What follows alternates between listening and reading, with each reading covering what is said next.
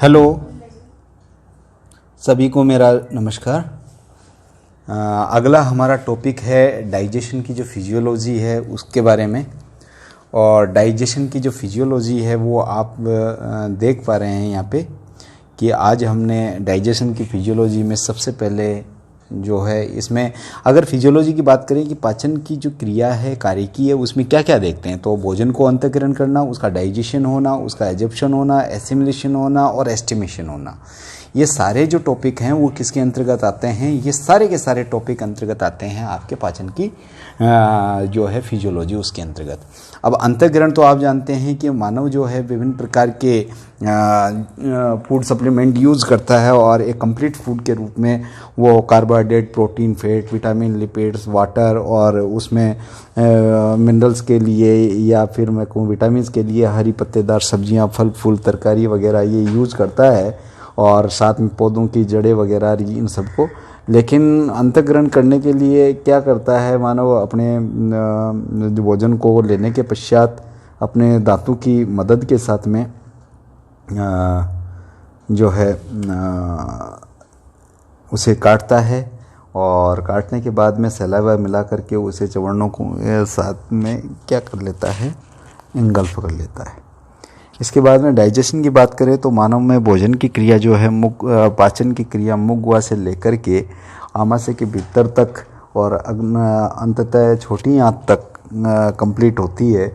तो जो भोजन का पाचन है या जो फिजियोलॉजी ऑफ डाइजेशन है मुख्यतः हम दो ही पार्ट में डिस्कस करते हैं, बक्कल कैविटी में डाइजेशन और गैस्ट्रिक डाइजेशन। इसमें जो बक्कल कैविटी का डाइजेशन है इसके बारे में हम पिछले वीडियो में भी देख चुके हैं। और भोजन में यहाँ पर क्या होता है? मैस्टिकेशन होता है। मैस्टिकेशन का मतलब होता है चबाना, जिससे क्या है भोजन के छोटे छोटे टुकड़ों जो है किए जाते हैं और छोटे छोटे इन टुकड़ों पर इस क्रिया में लार ग्रंथि के द्वारा स्रावित जो हमारी लार है वो भोजन को नरम और लसलसा और मुलायम बना देती है और उससे भोजन छोटे छोटे टुकड़ों में दांतों की सहायता से और लार की सहायता से लसलसा बना करके उसके बोल के रूप में डाल दिया जाता है, जिसे बोलश कहते हैं। लार में जो है एक एंजाइम होता है जिसका नाम है टाइलिन, और ये टाइलिन जो है फूड स्टार्च पर क्रिया करता है और उस पर क्रिया करके उसको उसके सरलतम पार्ट में तोड़ता है, जिससे कि आप इस इक्वेशन में देख भी पा रहे हैं कि जो स्टार्च है उस पर टाइलिन क्रिया करके उसको डेक्स्ट्रिन, अल्फा डेक्स्ट्रिन जो शर्करा है और माल्टोज शुगर है उसमें कन्वर्ट कर देता है।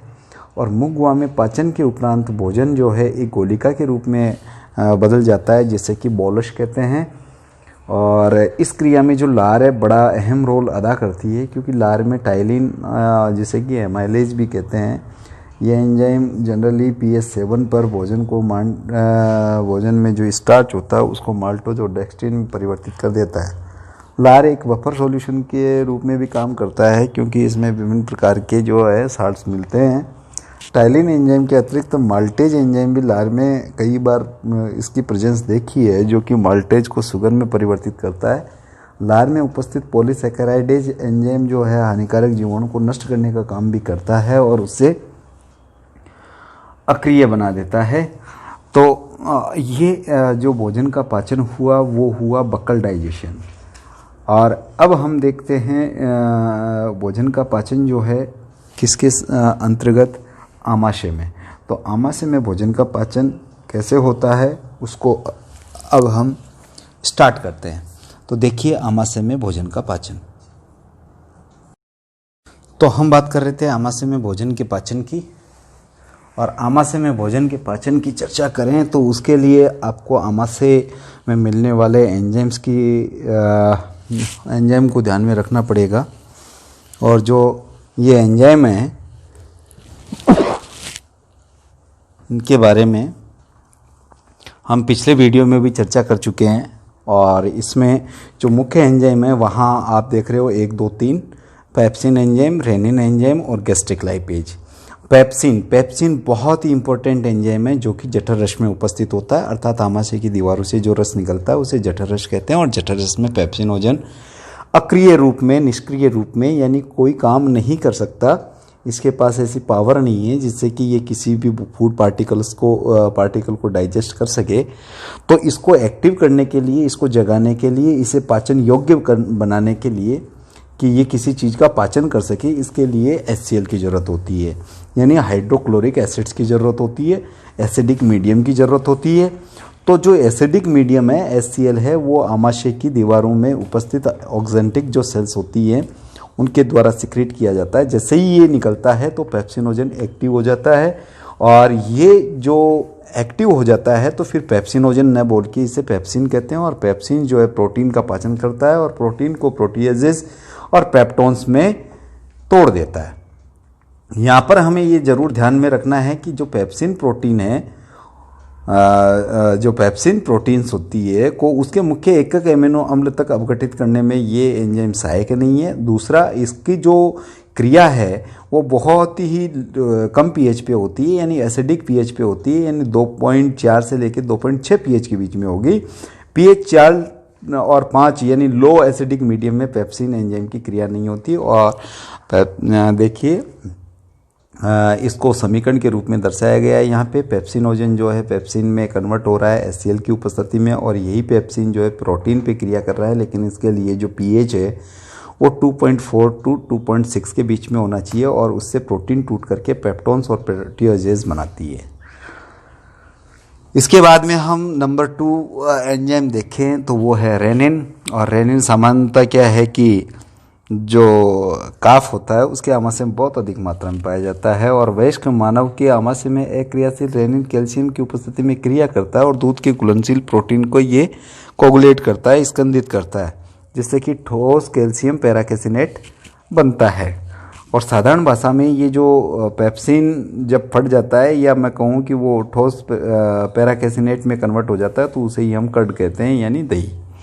बाद में रेनिन इस पर क्रिया करता है, और रेनिन भी क्या है कि अक्रिय फॉर्म में मिलता है जठर रस में, जो कि प्रोरेनिन अवस्था कहलाती है उसकी।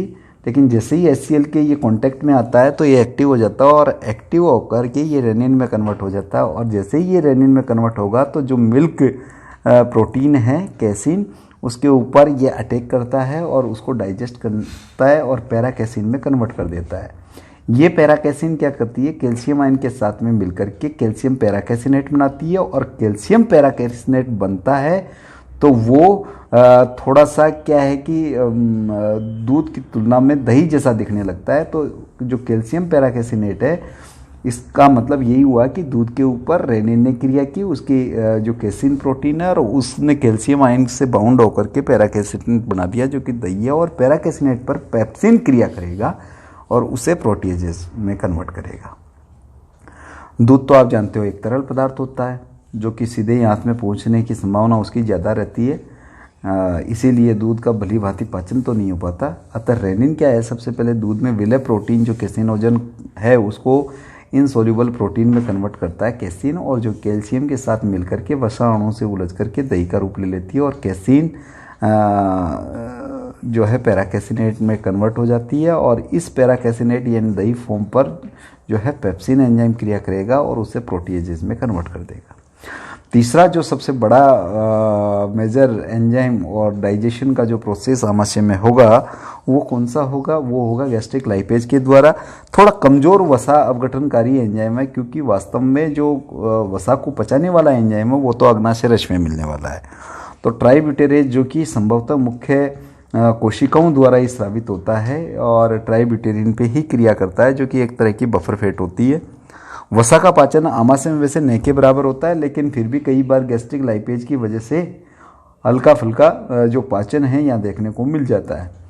और गैस्ट्रिक लाइपेज मुख्यतः अम्लीय माध्यम में काम करता है, जो संभवतः ये मान के चलें कि दूध की जो वसा होती है उसे वसा अम्ल और ग्लिसरॉल में अपघटित करता है। आमाशय में भोजन एक जो अर्ध ठोस और क्रीमी लाइक पेस्ट रूप में उपकृत हो जाता है, जिसे कि हम इस फॉर्म को काइम कहते हैं। और ये काइम जो है पाइलोरिक स्फिंक्टर से पेरिस्टाल्टिक मूवमेंट के द्वारा थोड़ी थोड़ी मात्रा में आमाशय से आंत्र में पहुंचने लगता है। और अगला जो पाचन होता है वो किस में होता है, आंत्र में हो जाता है।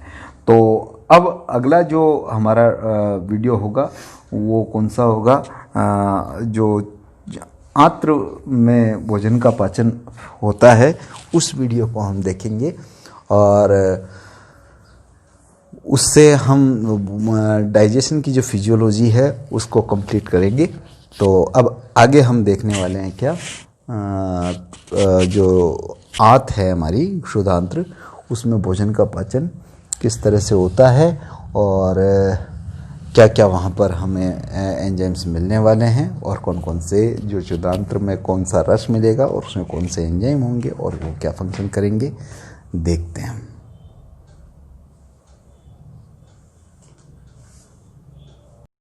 तो हम बात कर रहे थे किसकी, हम बात कर रहे थे आंत्र रस में मिलने वाले एंजाइम के द्वारा पाचन की। तो आंत में किसका पाचन होगा, इसमें सबसे पहले एंटेरोपेप्टिडेज एंजाइम की बात करते हैं जो कि एंट्रोकाइनेज के नाम से भी जाना जाता है। और ये डिडनम में पाचन हम पढ़ते हैं इसमें। तो इसका काम क्या है, जो ट्रिप्सिनोजन होता है इनएक्टिव फॉर्म में उसको एक्टिव ट्रिप्सिन में कन्वर्ट करता है और जो है डाइजेशन का काम करता है। इसके अलावा यहाँ पर इरेप्सिन मिलता है जो कि एक बहुत ही कॉम्प्लेक्स प्रोटीन डाइजेस्टिव एंजाइम है और ये क्या करता है, पॉलीपेप्टाइड, ट्राइपेप्टाइड और डाइपेप्टाइड को एमिनो एसिड्स में कन्वर्ट हाइड्रोलाइज करता है। इन एंजाइम्स को क्रमशः एमिनोपेप्टिडेज, ट्राइपेप्टिडेज, डाइपेप्टिडेज भी कहते हैं। और साथ में आंत्र रस में या जो हम छोटी आंत की बात करते हैं वहाँ पाचन के लिए जो और एंजाइम मिलने वाले हैं वो डाइसैकराइड को पचाने वाले हैं। और इन सारे डाइसैकराइड को पचाने वाले एंजाइम्स जो हैं वो मोनोसैकराइड में कन्वर्ट करते हैं, जैसे कि माल्टोज को पचाने के लिए या माल्टेज होता है। और माल्टेज एंजाइम जब यहाँ माल्टोज शुगर पे क्रिया करेगा तो उससे ग्लूकोज के 2 मॉलिक्यूल बनते हैं, यानी ग्लूकोज और ग्लूकोज मिलकर के माल्टोज बनाता है, लेकिन तोड़ने का काम माल्टेज करेगा। ऐसे ही बात करें हम लैक्टोज की, तो लैक्टोज क्या करता है, जो शुगर है उस वो किससे मेडअप है, ग्लूकोज और ग्लैक्टोज से। लेकिन इन दोनों को अलग करने के लिए, मोनोमर में कन्वर्ट करने के लिए यहाँ पर लैक्टेज नाम का एंजाइम होता है जो उसे जो लैक्टोज शुगर है उसको डाइजेस्ट करता है। अगर बात करें हैं गन्ने की शुगर की, यानी जो शुगर केन में शुगर होती है सुक्रोज, उस पर क्रिया करने वाला एंजाइम है इन्वर्टेज। और ये इन्वर्टेज जो सुक्रोज है उसका पाचन करता है और पाचन करके उसको ग्लूकोज में कन्वर्ट कर देता है। सबसे बड़ी बात, आंत्र रस में जो एंजाइम होते हैं या वो आंत में पचाने वाले एंजाइम जो लाइपेज है वो शेष बची हुई वसा को वसा अम्ल और ग्लिसरॉल में अपघटित कर देता है। वैसे जो अग्नाशयी लाइपेज है वो बड़ा शक्तिशाली एंजाइम है, वो ज़्यादातर वसा को पचाता है, लेकिन वो तभी पचा पाता है जब उसका पायशीकरण हो जाता है। पायशीकरण के लिए पित्तरस होता है और पित्तरस को आपको लेके आना पड़ता है कहाँ से, पित्तरस को लेके आना पड़ता है आपको पित्ताशय से। और बनता कहाँ पे, लीवर में बनता है। ऐसे ही यहाँ पर और एंजाइम मिलेंगे, वो न्यूक्लियेज और न्यूक्लियोटाइडेज मिलेंगे और न्यूक्लियोसाइडेज मिलेंगे। तो न्यूक्लियोसाइडेज वो ये क्रमशः क्या है कि न्यूक्लिक एसिड्स को, न्यूक्लियोटाइड्स को, न्यूक्लियोसाइड्स को उसको पचाते हैं। इसके अलावा कुछ दूसरे एंजाइम भी यहाँ मिलते हैं छोटे मोटे, जो भी भोजन के कंप्लीट ऑक्सीडेशन में काम करते हैं। बड़ी आंत में अगर पाचन की बात करें तो बड़ी आंत की दीवारों से म्यूकस स्रावित करने वाला क्षारीय तरल होता है, जिसमें कि पोटेशियम और बाइकार्बोनेट्स के कंपाउंड मिलेंगे। और यहाँ पर एक सिम्बायोटिक बैक्टीरिया भी बड़ी आंत में कई बार मिलते हैं। पाचन क्रिया वैसे कम्प्लीटली छोटी आंत में पूर्ण हो जाती है और अपचित भोजन जो है उत्सर्जी पदार्थों के साथ में मल के रूप में, विष्ठा के रूप में गुदा द्वार तक बाहर पहुँचता है और उसको वहन करने का काम जो है बड़ी आंत का जो अंतिम पार्ट है मलाशय, वहाँ पर इकट्ठा किया जाता है। आहार नाल की इस भाग में पाचन तो कुछ नहीं होता, लेकिन अवशोषण पानी का होता है और जिसके फल उसके अंदर के अपच पदार्थ अर्ध ठोस अवशेष के रूप में बाहर निकाल दिए जाते हैं, जिससे कि डिफेक्शन या इजेशन कहेंगे। तो जो आंत में भोजन का पाचन है वो एंटेरोपेप्टिडेज और एरेप्सिन, माल्टेज, लैक्टेज, इन्वर्टेज, सुक्रेज इनके थ्रू होता है।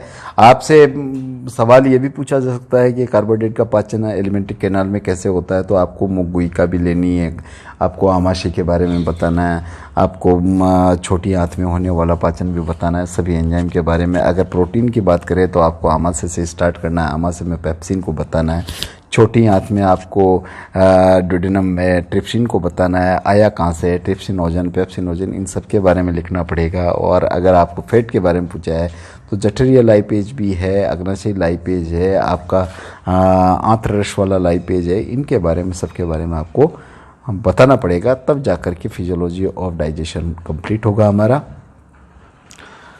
तो ये डाइजेशन का प्रोसेस था। डाइजेस्टिव एंजाइम के बारे में हमने पिछले जो है अध्याय में पढ़ा था। अगले वीडियो में फिर हम किसी नए टॉपिक को लेकर के आएंगे और अपने इस यूनिट को कैरी ऑन रखेंगे और अपनी स्टडी को आप कंटिन्यू रखिए। आप सभी को बहुत बहुत धन्यवाद और आप सभी का शुक्रिया। Thank you for watching.